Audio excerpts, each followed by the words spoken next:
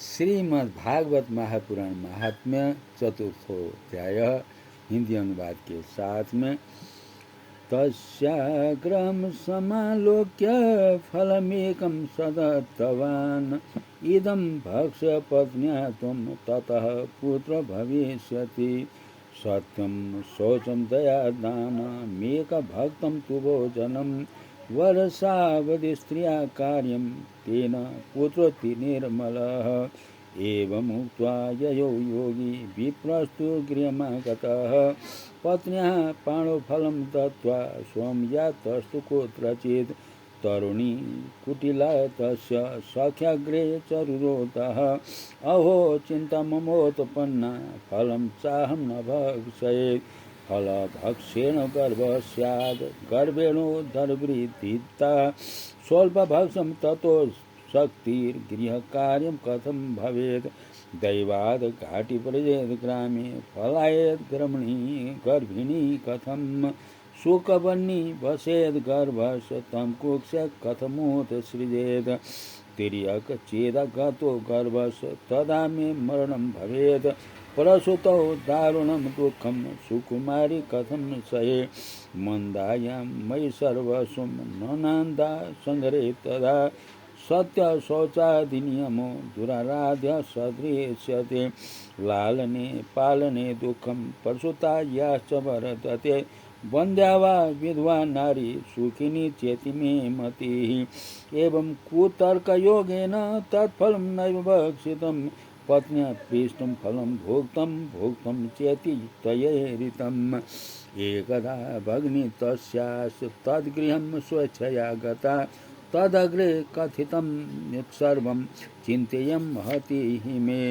दुर्बला तेन दुःखेन ह्यनुजे कर्वाणि किं सावर्विन् मम गर्भोऽस्ति तं दास्यामि प्रसूतितः तावत् कालं सगर्भेव गुप्ता तिष्ठ गृहे सुगम वित्तं त्वं मत्पतेर्यच्छ स ते दास्यति बालकम् षण्मासिको मृतो बाल इति लोको वदिष्यति तं बालं पोषयिष्यामि नित्यमागत्य ते गृहे मर्पयन्वेदं परीक्षार्थं तु साम्प्रतं तत्तदा चरितं सर्वं तथैव स्त्रीशोभावत अथ कालेन सा नारी प्रसूता बालकं तदा आनीय जनको बालं रहस्य धुन्धुली ददौ तदा च कथितं भर्त्रे प्रसूता सुखमर्भकः लोकस्य सुखमोत्पन्न महात्मदेव प्रचोदयात् ददौ दानं द्विजातिभ्यो जातकर्म विधाय च गीतवातित्र घोषोभूत तद्वारे मङ्गलं बहु भर्तुराग्रे ब्रवीद् वाक्यं स्तन्यं नास्ति कुचे मम अन्यस्तन्येन दुर्निर्दुग्धा कथं पुष्णामि बालकं मत स्वश्च प्रसूताय मृतो बालस्तु वर्तते तामा कार्यं गृहे रक्ष सा तेर्वं पोषयिष्यति पतिना तत्कृतं सर्वं पुत्ररक्षणहेतवे पुत्रस्य धुन्धकारीति नाम मात्रा प्रतिष्ठितं त्रिमासे निर्गते चाथ साध्यनु सुशोभैर्भगं सर्वांग सुन्दरं दिव्यं निर्मलं कनकप्रभं दृष्ट्वा प्रसन्नो विप्रस्तु संस्कारान् स्वयमादधे मत्वा चार्यं जनाः सर्वे तिदृक्षार्थं समागताः भाग्योदयोधुना जात आत्मदेवशस्पशत धेन्वा बालप्रसूतास्तु देवरूपीति कौतुकं न ज्ञानं तत् रहस्यमतु केनापि विधियो गतः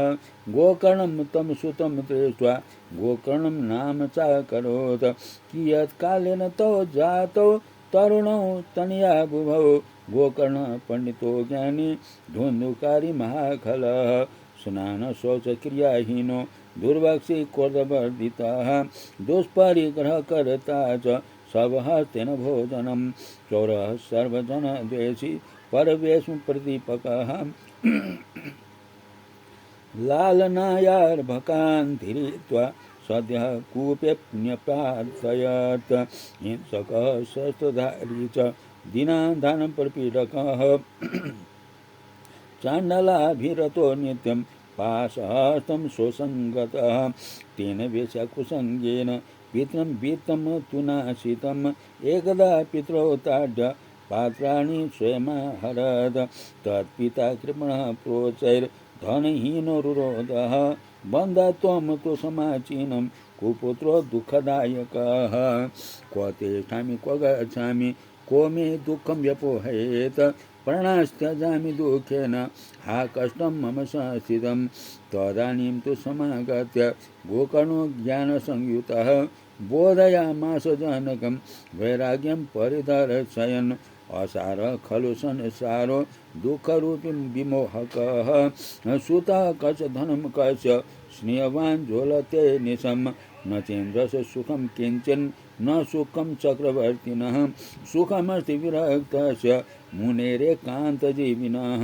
मुञ्चा ज्ञानं प्रदारूपं मोहतो नरके गतिः निष्पतिष्यति देहोऽयं सर्वं त्यक्त्वा वनं प्रज तद्वाक्यं तु समाकर्ण्य गन्तुकामः पिता ब्रवीत् किं कर्तव्यं वने तात तत्त्वं वद सविस्तरम् अन्धकूपे स्नेहपाशे बद्धः पङ्गुरहं शठः कर्मणा पतितो नूनं मामुद्धर दयानिधे गोकर्ण उवाच देहेऽस्तिमान् सरुदे विमतिं त्यज त्वं जाया सुतादिषु सदा ममतां विमुञ्च पश्यानिशं जगदिदं क्षणभङ्गनिष्ठं वैराग्यरागरसिको भवभक्तिनिष्ठः धर्मं भजस्व सततं त्यजतो लोकधर्मान् सेवस्व साधुपुरुषान् जय कामतृष्णाम् अन्यस्य दोषगुणचिन्तनमाशु भूमुक्त्वा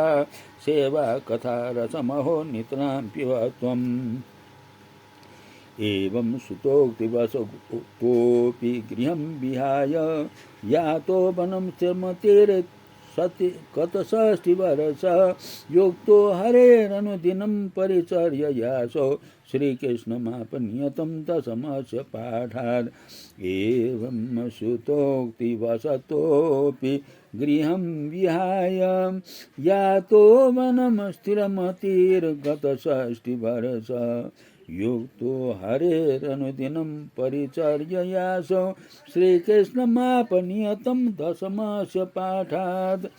हिंदी अनुवाद। जब महात्मा जी ने देखा कि यह किसी प्रकार अपना आग्रह नहीं छोड़ता, तब उन्होंने उसे एक फल देकर कहा, इसे तुम अपनी पत्नी को खिला देना, इससे उसके एक पुत्र होगा।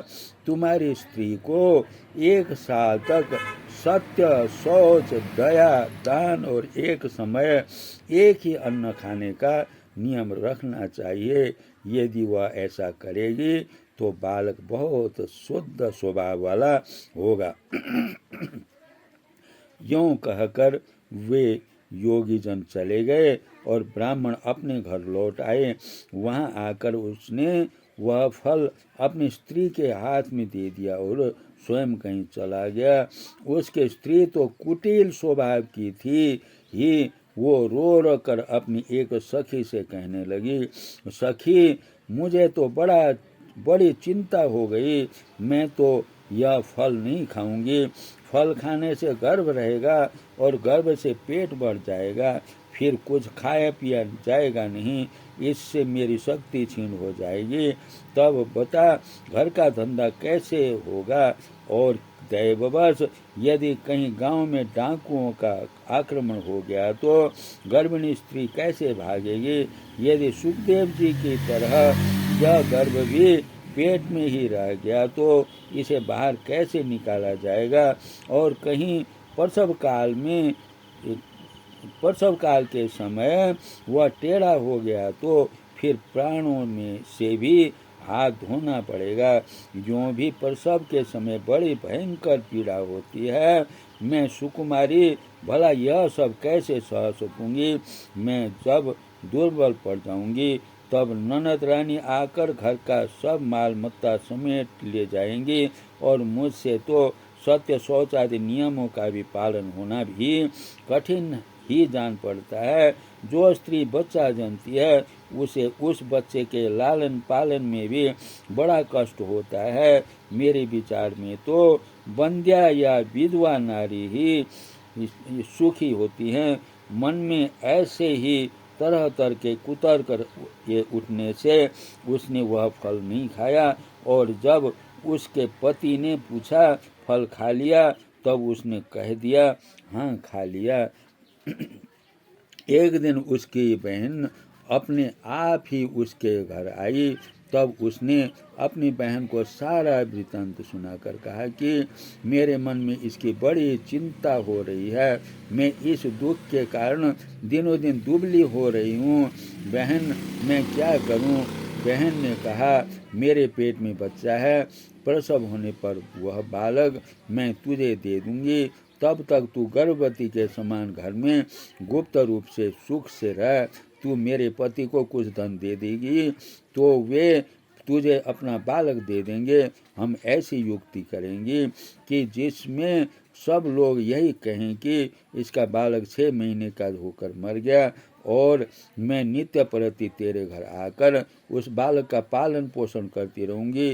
तू इस समय इसकी जांच करने के लिए यह फल गौ को खिला दे। ब्राह्मणी ने स्त्री स्वभावश जो जो उसकी बहन ने कहा था वैसे ही सब किया। इसके पश्चात समय के अनुसार जब उस स्त्री के पुत्र हुआ, तब उसके पिता ने चुपचाप लाकर उसे धुंधली को दे दिया, और उसने आत्मदेव को सूचना दे दी कि मेरे सुखपूर्वक बालक हो गया है। इस प्रकार आत्मदेव के पुत्र हुआ सुनकर सब लोगों को बड़ा आनंद हुआ। ब्राह्मण ने उसका जात कर्म संस्कार करके ब्राह्मणों को दान दिया, और उसके द्वार पर गाना बजाना तथा अनेक प्रकार के मांगलिक कृत्य होने लगे। धुंधुली ने अपने पति से कहा, मेरे स्तनों में तो दूध ही नहीं है, फिर गौ आदि किसी अन्य जीव के दूध से मैं इस बालक का किस प्रकार पालन करूंगी? मेरी बहन के अभी बालक हुआ था, वह मर गया है। उसे बुलाकर अपने यहाँ रख लें तो वह आपके इस बच्चे का पालन पोषण कर देगी। तब पुत्र की रक्षा के लिए आत्मदेव ने वैसा ही किया, तथा माता धुंधुली ने उस बालक का नाम धुंधुकारी रखा। इसके बाद 3 महीने बीतने पर उस गाय का भी एक मनुष्याकार बच्चा हुआ। वो सर्वांग सुंदर, दिव्य, निर्मल तथा सुवर्ण की सी कांति वाला था। उसे देखकर ब्राह्मण देवता को बड़ा आनंद हुआ, और उसने स्वयं ही उसके सब संस्कार किए। इस समाचार से और सब लोगों को बड़ा ही आश्चर्य हुआ, और वे बालक को देखने के लिए गए तथा आपस में कहने लगे, देखो भाई, अब आत्मदेव का कैसा भाग्य उदय हुआ है। कैसे आश्चर्य की बात है कि गाय का भी दिव्य रूप बालक उत्पन्न हुआ है। दैव योग से इस गुप्त रहस्य का किसी को भी पता न लगा। आत्मदेव ने उस बालक के गौ के से कान देखकर उसका नाम गोकर्ण रखा। कुछ काल बीतने पर वे दोनों बालक जवान हो गए। उनमें गोकर्ण तो बड़ा पंडित और ज्ञानी हुआ, किंतु धुंधुकारी बड़ा ही दुष्ट निकला। स्नान, शौच आदि ब्राह्मणोचित आचारों का उसमें नाम भी न था, और न खान पान का ही कोई परहेज था। क्रोध उसमें बहुत बड़ा चढ़ा था। वह बुरी वस्तुओं का संग्रह किया करता था। मुर्दे के हाथ से छुआया हुआ अन्न भी खा लेता था। दूसरों की चोरी करना और सब लोगों से द्वेष बढ़ाना उसका स्वभाव बन गया था। छिपे छिपे वह दूसरों के घरों में आग लगा देता था। दूसरों के बालकों को खिलाने के लिए गोद में लेता और उन्हें झट कुएं में डाल देता। हिंसा का उसे व्यसन सा हो गया था। हर समय वह अस्त्र शस्त्र धारण किए रहता और बेचारे अंधे और दीन दुखियों को व्यर्थ तंग करता। चांडालों से उसका विशेष प्रेम था। बस हाथ में फंदा लिए कुत्तों की टोली के साथ शिकार की टोह में घूमता रहता। वेश्याओं के जाल में फंसकर उसने अपने पिता की सारी संपत्ति नष्ट कर दी। एक दिन माता पिता को मार पीट कर घर के सब बर्तन भांडे उठा ले गया।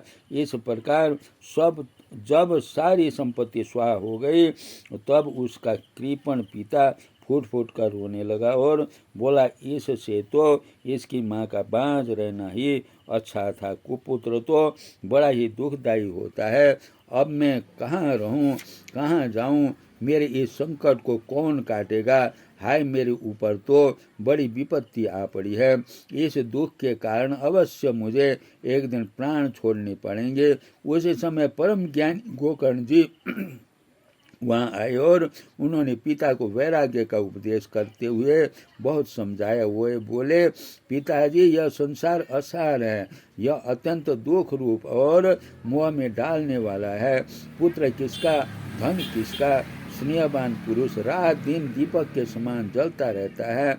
सुख न तो इंद्र को है और न चक्रवर्ती राजा को ही। सुख है तो केवल विरक्त एकांत जीवी मुनि को। यह मेरा पुत्र है, इस अज्ञान को छोड़ दीजिए। मोह से नरक की प्राप्ति होती है।